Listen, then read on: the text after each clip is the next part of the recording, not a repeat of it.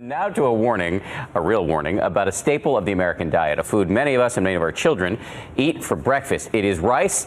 It appears in so many of the foods we eat, and the issue here is arsenic. The federal government has just completed the biggest study ever on arsenic in rice, and ABC's chief health and medical editor, Dr. Richard Besser, is here. So, Dr. Besser, tell us, what did they find? Yeah, I mean, this was a big study. They tested 1,300 products that contained rice in some form, and they found inorganic arsenic, which is the most dangerous kind, in just about all of them. You know, ironically, brown rice, which we say is the healthiest, had the highest levels because of the shell that's on that rice.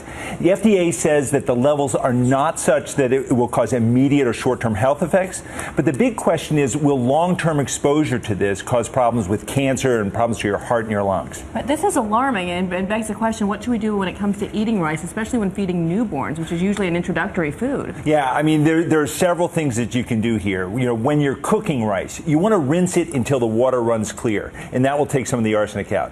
Cook it in excess water, and some of the arsenic will be left in that water when you put it behind. But vary your diet. Don't have rice every day. Mix in other grains. And as a pediatrician, you know, when I talk now to parents about starting their first food, you know, we're no longer saying go with rice cereal as your first cereal. Mix it up. You can still have some rice cereal, but you can go with other grains and vegetables and meats, and that'll be just fine. Some good tips, especially coming on the heels of the apple juice scare as well. So. That's right. Well, and the hope is that, you know, they now have a limit for arsenic in apple juice. Hopefully, in the future, they will come up with a limit for arsenic in rice. All right, Rich, some great advice. Thank you.